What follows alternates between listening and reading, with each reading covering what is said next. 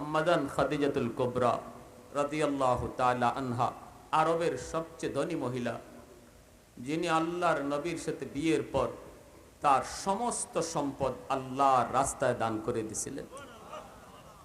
নবীজি বিয়ার আগে শুধু একটা শর্তই করেছিলেন, আমি আপনাকে বিয়ে করতে পারি, শর্ত হলো সমস্ত সম্পদ আল্লাহর রাস্তায় দান করে দিতে হবে। আম্মাজান এক পায়ে রাজি হয়ে গেছেন। যিনি আল্লাহর নবী হেরা গুহায় ধ্যানে মগ্ন থাকা অবস্থায় নবীজির কাছে সকাল সন্ধ্যা এই পাহাড়টা বেয়ে বেয়ে রসুলের কাছে খানা নিয়ে হাজির হতেন।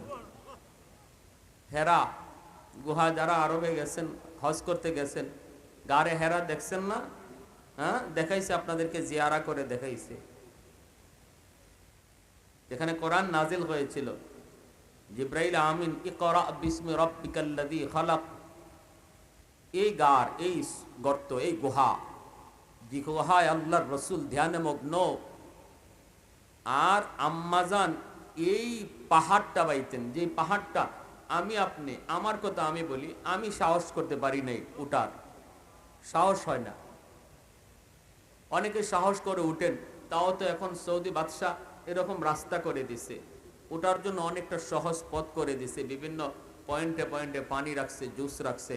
আপনি পাহাড়টাতে উঠতেছেন, ক্লান্ত হয়ে গেছেন, একটু জিরাইতে পারেন, একটা দোকানে বইতে পারেন। পাহাড়ে উঠার সময় দোকান, পানি আছে, আর বিভিন্ন পানিও আছে, আপনি খাইতে পারেন। কিন্তু আল্লাহর রসুল যখন হেরা গুহায় মগ্ন, আর আম্মাজান যখন 2 বেলা খানা নিয়ে যাইতেন, তখন তো এরকম কোনো পানি আর রাস্তা ছিল না। এই পাহাড়টা বেয়ে বেয়ে পাথরের উপরে পা দিয়া দিয়া ওই গুহায় যেয়ে পৌঁছতে হতো। সুবহানাল্লাহ। একজন মহিলা, জিব্রাইল আমিন নবীজির কাছে বসা হেরা গুহায়, আর ওই মুহূর্তে আম্মাজান রসুলের কাছে যাইতেছেন খানা নিয়া। জিব্রাইল বলতেছেন, ইয়া রাসূলুল্লাহ, এই যে আপনার পবিত্র বিবি, আপনার প্রিয়তমা স্ত্রী খাদিজা আসতেছেন। আল্লাহ রসুল বলেন, জিব্রাইল তুমি খাদিজাকে চিনো? জিব্রাইল কয়, নবী গো, আমি জিব্রাইল শুধু না, আকাশের সকল ফেরেশতা খাদিজাকে চিনি। এই দ্বীনের জন্য তার যে কত বড় কুরবানি, কত বড় কুরবানি যে আপনার বিবির, আমি জিব্রাইল শুধু না, আকাশের সকল সম্মানিত ফেরেশতা সবার কাছে খাদিজার পরিচিতি আছে। শুধু তা নয় গো নবী,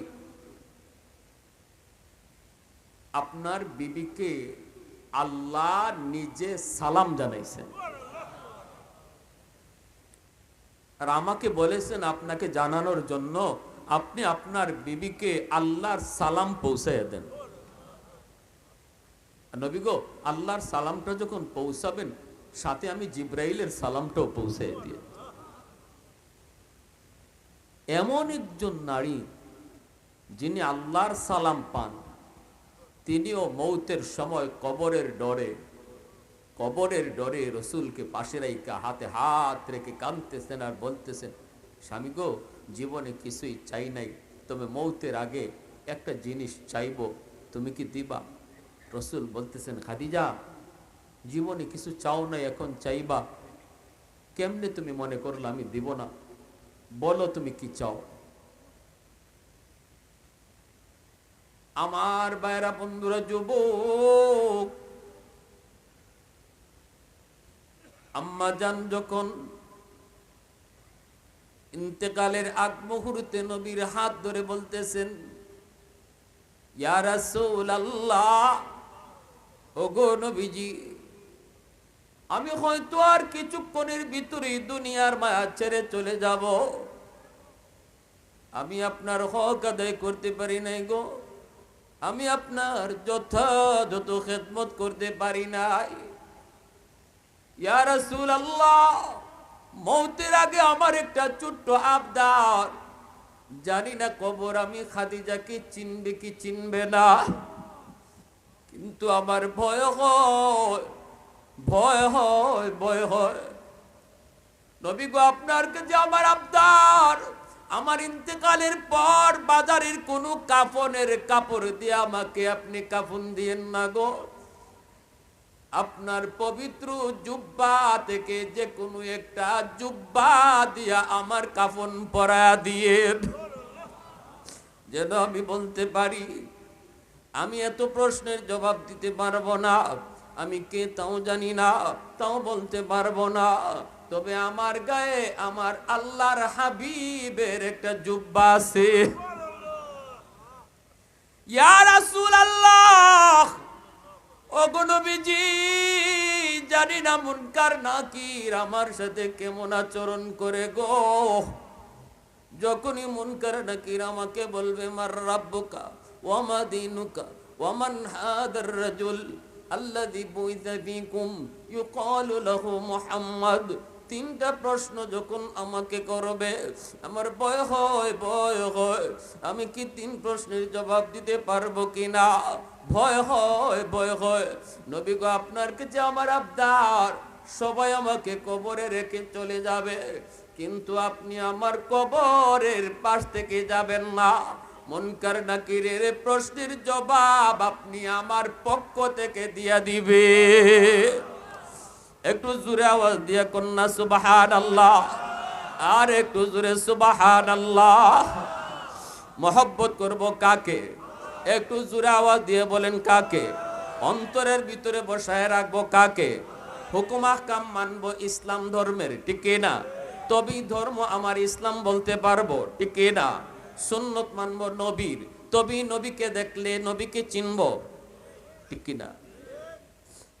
আল্লাহর নবী, রহমতের নবীকে যখনই তিনি এই প্রশ্নটা করলেন, নবী বলতেছেন খাদিজা টেনশন করো না, আমি ওয়াদা দিলাম তোমার সকল আবদার আমি পূরণ করব, আমি তোমার সাথে ওয়াদাবদ্ধ হয়েছি গো। ঠিক আছে, আমি তোমার কবরের পাশ থেকে যাব না যতক্ষণ পর্যন্ত না মুনকার নাকিরের প্রশ্নের জবাব আদায় না হয়, আমি তোমার কবরের পাশে দাঁড়ায় থাকবো। কবরস্থ করার পর সমস্ত সাহাবায়ে কেরাম চলে যাইতেছেন, আবু বকর সিদ্দিক চলে যাবেন, ওমর চলে যাবেন। সিদ্দিক বলতেছেন ইয়া রাসূলুল্লাহ, ওগো নবীজি আপনি কি যাবেন না? নবী কই আবু বকর যাও। ও আবু বকর যাও রে, আমার খাদিজার সাথে আমার কিছু ওয়াদা আছে। হযরত ওমর বলে ইয়া রাসূলুল্লাহ আপনি কি যাবেন না? নবীজি বলেন ওমর তুমিও যাও, আমার সাথে কিছু কথা আছে, ওয়াদা আছে, ওয়াদা পূরণ না করে যাব না। সব সাহাবায়ে কেরাম চলে গেলেন। এইবার নবী দাঁড়ায় রইছেন। নবীজি দাঁড়ায় চোখের পানি জোরে জোরে কাঁদতেছেন। ওই অবস্থায় জিবরাইল আমিনকে আল্লাহ পাঠিয়ে দিলেন। জিবরাইল আয়া কই নবী গো, আপনি কেন এই জায়গায় দাঁড়ায় রইছেন, কাঁদেন কেন? নবীজি আরো বেশি কান্না শুরু করে দিলেন আর বলেন জিবরাইল আজ থেকে আমি নবীরে কে সান্ত্বনা দিবে? আজ থেকে আমাকে কে সান্ত্বনা দিবে রে জিবরাইল? দুশ্মন যখন আমাকে মারতো, রক্ত জড়াইতো, আমি যখন কষ্ট পাইতাম, কিন্তু সব কষ্ট আমি ভুলে যেতাম। ঘরে ডুইকা খাদিজার কাছে আসা মাত্র আমাকে সান্ত্বনা দিয়ে দিয়া সবগুলি কষ্ট ভুলে দিত। আজ থেকে আমাকে কে সান্ত্বনা দিবে? জিবরাইল কয় নবী গো, ওগো নবীজি আপনি যান না কেন, দাঁড়ায় রইছেন কেন? আল্লাহ নবী কয় জিবরাইল কেমনে যাই? খাদিজার সাথে আমার কিছু ওয়াদা আছে, আমি এটা পূরণ না করে যেতে পারি না। খাদিজার প্রশ্নের জবাব খাদিজা দিবে না, প্রশ্নের জবাব আমি দেব, এটা হলো তার সাথে আমার ওয়াদা, এজন্য আমি যেতে পারি না। জিবরাইল আমিন কই নবী গো, আপনি এই জায়গায় দাঁড়ায় থাকলে কোন ফেরেশতা খাদিজার কবরে ঢুকে না। নবী গো, আপনি এখানে দাঁড়ায় থাকলে কোন ফেরেশতা ঢুকবে? কার সাহস হবে? আপনি এখান থেকে চলে যান, কোন ফেরেশতা আসে না। আর আল্লাহ আমাকে জানাইছেন খাদিজার প্রশ্নের জবাব নিয়ে আপনার টেনশন করা লাগবে না, আপনারও জবাব দেওয়া লাগবে না, খাদিজারও জবাব দেওয়া লাগবে না। খাদিজার প্রশ্নের জবাবের জিম্মাদার আল্লাহ নিজেই হয়ে গেছে। সুবহানাল্লাহি ওয়া বিহামদিহি সুবহানাল্লাহিল আযীম। এত বড় ভয়ঙ্কর এক কবর, যেই কবরের টেনশন আল্লাহর পক্ষ থেকে যিনি সালাম পাইছে ইনি করে, আর আমার আপনার টেনশন নাই। আমি আপনি কবরের পাশ দিয়ে চলে যাই, একটু অনুভূতি জাগে না? কত যুবক কবরের পাশ দিয়ে চলে যায়, কবরের পাশে বৈশা মোবাইল খেলে, কবরের পাশে বৈশা সে কত কিছু করে, অথচ একটু ভয় তার জাগে না। এগুলো আখেরাতের প্রথম মঞ্জিল।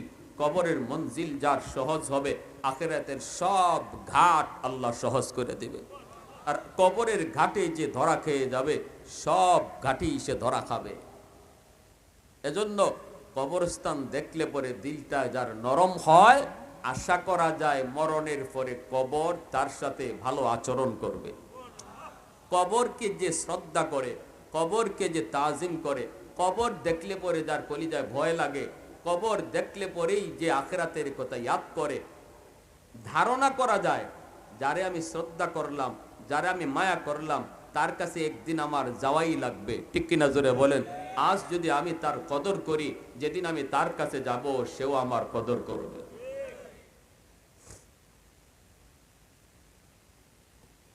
আমার আম্মা দুনিয়াতে নাই, আব্বা আছেন। দেশের বাড়ি হবিগঞ্জ, সিলেট, বানিয়াচং। প্রায় সময় কবরস্থানে যাই, মার কবরের পাশে যাই। গেলে পরে দেখি আমার আব্বা আমার আম্মার কবরের পাশে একটা জায়গা খুব গুছায় গেছে, পরিষ্কার করে রাখেন আম্মার কবরের পাশে। আব্বা যখনই কবরস্থানে যান, যাইয়া ওই জায়গাটাকে আব্বা নিজের হাতে পরিষ্কার করেন। মাঝে মাঝে আমি দেখি ওই কবরের মাটিটা হাতে নিয়ে আব্বা কান্দেন, চোখের পানি ঝরে। দেখলে পরে তখন আমিও কান্দি। আব্বাকে জিজ্ঞেস করি, আব্বা কান্দেন কেন? তখন আব্বা বলতেছে, বাবা এই কবরের মাটিটা ধইরা কান্দি, জানি না তার কাছে গেলে সে আমাকে আদর করবে না কষ্ট দিবে। এই কথাটা ভেবে আমি মাটিটারে আদর করি, যেন সেও তার কাছে গেলে আমাকে একটু আদর করে। এজন্য যুবক, একটু কি তোমার ভয় লাগে না? আজকে যেই কবরের পাশে বসে তুমি গুনাহ করো, কবরের পাশে বসে তুমি গাফলতি করো, কবরের পাশে বসে আজান শুনেও তুমি মসজিদে যাও না, সে কবর কিন্তু তোমাকে বারবার ডাকতেছে, বারবার তোমাকে ডাকতেছে, আমি অন্ধকার ঘর, আমি খুব ভয়ঙ্কর ঘর, তুমি আমার কাছে আসবেই, কেউ তোমাকে আটকায় রাখতে পারবে না, আসবেই তুমি।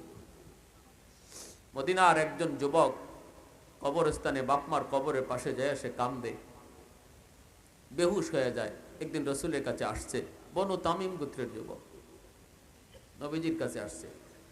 যে যে কবরে শুইবে, রসুল বলেন এই জায়গার মাটি দিয়ে আল্লাহ তারে বানাইছে। যারে আল্লাহ যে মাটি দিয়া বানাইছে, যে জায়গার মাটি দিয়া বানাইছে, এখানেই তার কবর হবে।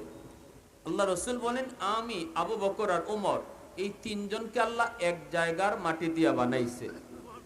এজন্য নবীজির সাথে দুইজন রসুলের পাশেই শুয়ে আছেন। সুবহানাল্লাহ। রসুল বলেছেন, আমাকে আবু বকরকে ওমরকে আল্লাহ এক জায়গার মাটি দিয়া বানাইছে, এজন্য তিনজনের কবরও এক জায়গায় হয়েছে।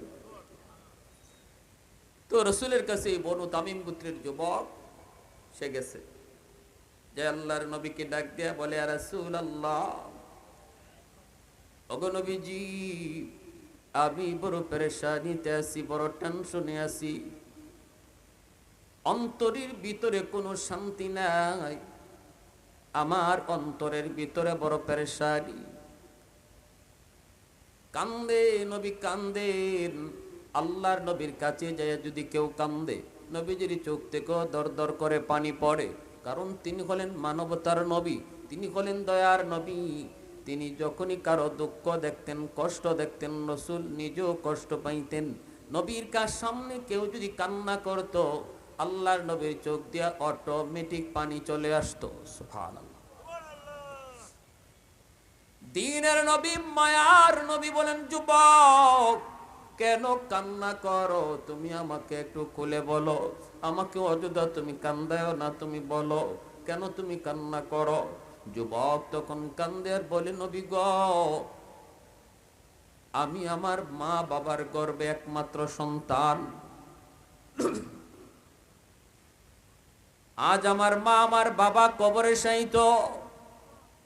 যেদিন আমার মা আমার বাবা দুনিয়ায় ছিলেন, ওই দিন আমি বড় গরিব ছিলাম, টাকা পয়সার কোনো সন্ধান আমি পাই নাই, অভাবী ছিলাম, আমি নিজেও অভাবী, বাবাও তিনি অভাবী ছিলেন। সংসার আমার আব্বা আম্মার অভাবী সংসার ছিল। ছোট থেকে আমি দেখেছি বাবা কষ্ট করে করে টাকা জোগাড় করতেন, কখনো এক বেলা খাইতাম, কখনো এক বেলা খাইতাম না। মা রাতের বেলা নিজে না খায়া আমাকে খাওয়ায়া ঘুম পাড়াইয়া দিতেন। আমি যদিও বলতাম, মা গো তুমি কি খাও নাই, মা বলতেন, বাবা আমি খাইছি তুমি খাও। কিন্তু আমি জানি গো নবী, একজনের খানাই শুধু ঘরে আছে, যে কোনো একজন খানা খাবে, দুইজন উপাস থাকবে। আমার মা আমার বাবা দুইজন উপাস থাকতেন, আমার খানা খাওয়ায়া ঘুম পাড়াইয়া দিতেন। আমি দেখেছি গো নবী, দেখেছি।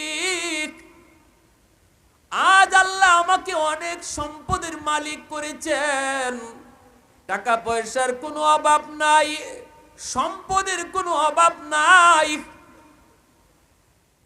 আজ আমি আমার মাকে ভালো মন্দ খাওয়াইতে পারতাম, বাবাকে ভালো কাপড় চোপড় কিনে দিতে পারতাম, অথচ আমার বাবা চিকিৎসার অভাবে তিনি মারা গেলেন।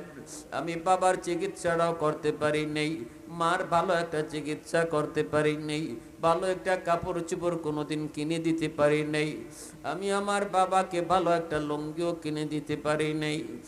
কিন্তু আজ আল্লাহ আমাকে অনেক সম্পদের মালিক আল্লাহ বানাইলো, কিন্তু বাপ মার সেবা করার সুযোগ আল্লাহ কেড়ে নিল। আমার মা কবরে শায়িত, আমার বাবা কবরে শায়িত।